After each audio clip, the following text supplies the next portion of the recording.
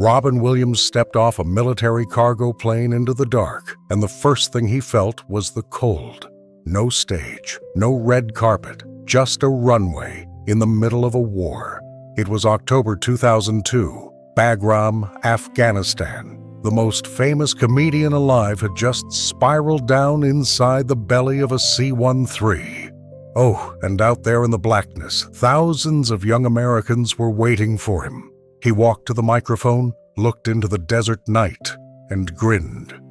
"Good morning, Afghanistan." The place exploded. He told them he'd had a lovely military flight in, that there was nothing quite like spiraling down into a war zone in the dark to really get your attention. They howled. He hadn't even started yet, and he already had every one of them. For the next 2 hours, he gave them everything he had. And when it was over, he didn't climb back on the plane. He stayed. He shook every hand. He signed every photograph. He listened to every story. Most of the world remembers Robin Williams from the screen. Mrs. Doubtfire, Good Will Hunting, the genie who could make anyone believe in magic. But there is a part of his life the cameras almost never caught, a part he barely spoke about. For 12 years, while audiences laughed at his movies, Robin Williams kept quietly flying into the most dangerous places on Earth. For one reason: to make frightened, homesick soldiers feel like someone back home still remembered them. 6 tours, 13 countries, nearly 90,000 troops, and he never stopped. Not until something he could not fight finally stopped him. This is the story almost no one knows. To understand why this mattered so much, you have to go back to a man this generation grew up watching: Bob Hope. For nearly 50 years, Bob Hope was the sound of home for American troops. From the islands of World War II to the deserts of the Gulf War, he flew to the front lines, stood on rough wooden stages, and reminded boys a long way from home that they had not been forgotten. A whole generation watched those broadcasts from their living rooms. The grainy black and white footage, the laughing soldiers, the feeling that for one night, even the war could wait. And then, slowly, that era began to close. Bob Hope grew old. By the start of the new century, the man who had carried that torch for half a lifetime was nearing the end of his own. In the summer of 2003, Bob Hope died at 100 years old. But here is the quiet thing almost no one noticed. The year before Hope passed away, in 2002, a new man had already stepped onto those same stages, in those same war zones, to do the same impossible job. Robin Williams. He never called it a torch being passed. He made no speeches about legacy. That wasn't him. He simply showed up in the dark on a runway and started making soldiers laugh. And it wasn't even his idea. When the USO first asked him in 2002, he was at the absolute peak of his fame. He had every reason in the world to stay home, where it was warm and safe and easy. Instead, he said yes, and once he started, he could not make himself stop coming back. The people who traveled with Robin kept repeating the same phrase years later, whenever they tried to describe him. He was always the last one to leave.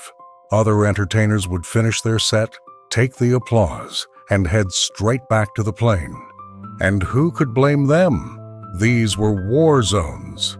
Every extra minute on the ground was a risk. Robin did the opposite. When the show ended, his real work began. The Pentagon's own writers told a story about a base in Iraq. A group of Marines came in late from a patrol, outside the wire, doing the most dangerous work there is, and they had missed the entire show. Robin found out. The helicopter blades were already turning. The next base was waiting, and he walked over to those exhausted Marines, still covered in dust, and gave them 20 minutes. A private show, just for them, while everyone else stood waiting on him. One of the generals who hosted him noticed something else too.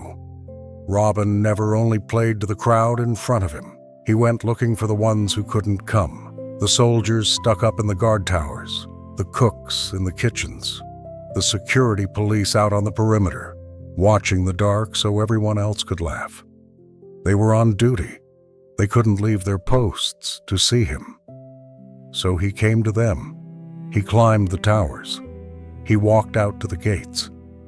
He found the people whose job was to stand alone in the cold, and he made sure they got their moment too, and the conditions never seemed to slow him down.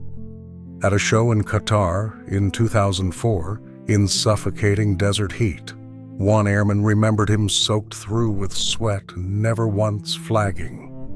And when it was finally over, he stayed to shake every hand, sign every autograph, and hug every single person who came near him. He could have phoned the whole thing in. Instead, he gave the most to the people who expected the least. The most famous moment of all happened in Kuwait in 2007 at a base called Camp Arifian. Robin was on stage, deep into his act, the crowd roaring, thousands of soldiers packed shoulder to shoulder under the desert sky. And then a trumpet sounded. It was the bugle call for retreat. At the close of each day, on every American base, the flag is lowered, and every single soldier stops and turns to face it in silence. It is one of the oldest traditions in the military. So in the middle of one of the funniest men who ever lived telling a joke, the entire audience turned their backs on him. Thousands of soldiers, all at once, faced away from the stage, standing perfectly still, in complete silence. Robin Williams had performed for presidents. He had won an Oscar, and here, in the desert, he stood frozen as an entire army turned away from him without a word. He didn't know the tradition.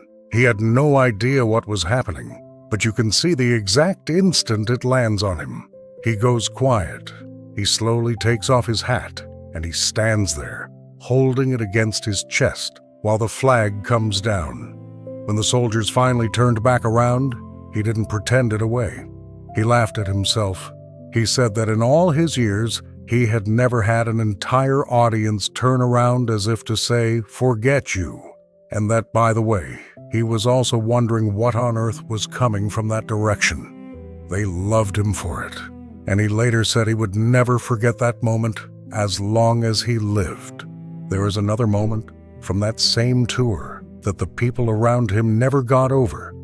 The convoy was moving between locations, far off, across a stretch of open ground, a raised berm of dirt, a length of fence.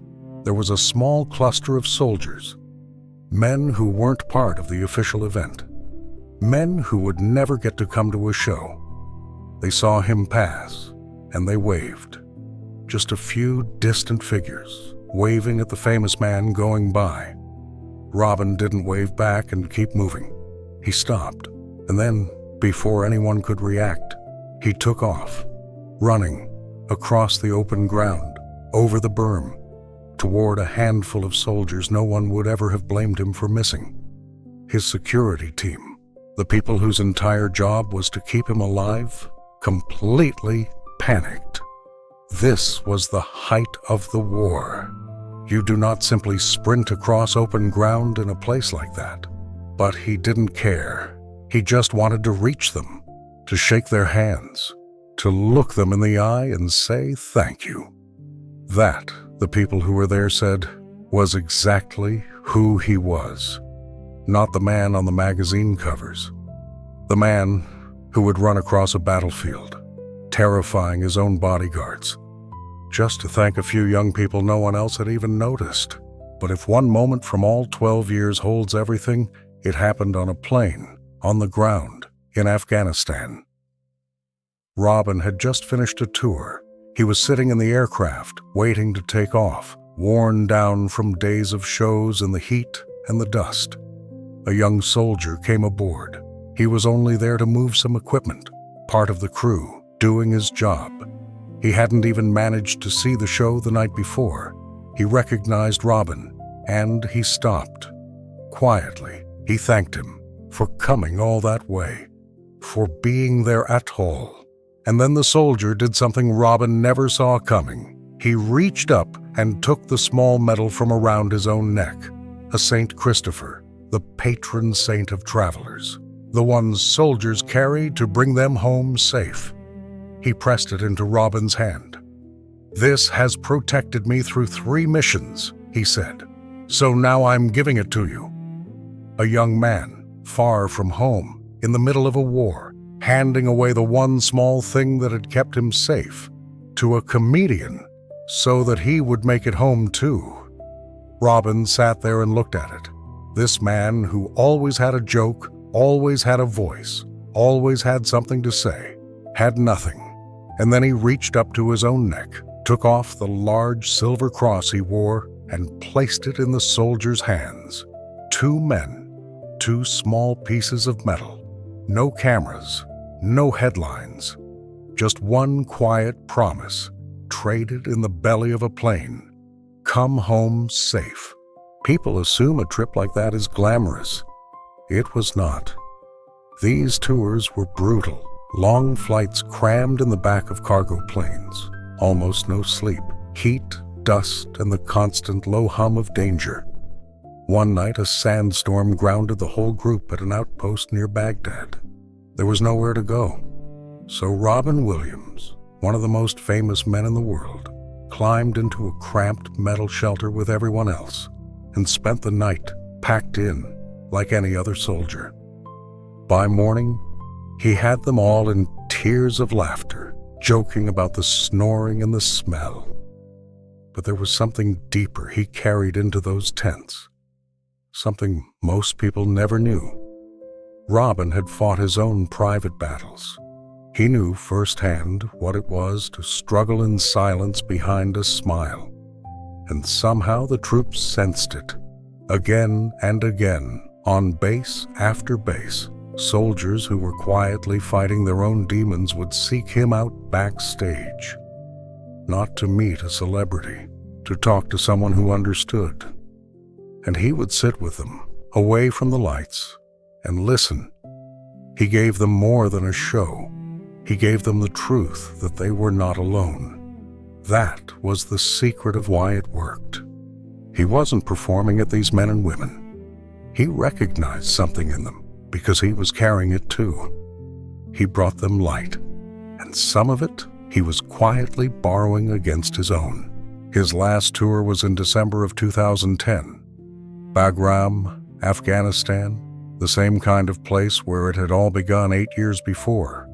Someone asked him near the end why he kept coming back. Why a man who had everything would keep flying into war zones, year after year, asking for nothing in return. His answer was simple. He said he got far more out of it than people imagined, that he met extraordinary people, that all he was really doing was telling these soldiers one thing: people care. We are here for you. We are sending you love from home. On that final tour, one officer asked Robin for a piece of fatherly advice to pass on to his own son, who was about to turn 18. Robin didn't reach for a joke. "Follow your heart," he told him. "The head is sometimes wrong." 4 years later, in August of 2014, Robin Williams was gone. What the world would only learn afterward was that he had been quietly fighting an illness no one had named. Lewy body dementia, a disease that hid itself even from his own doctors.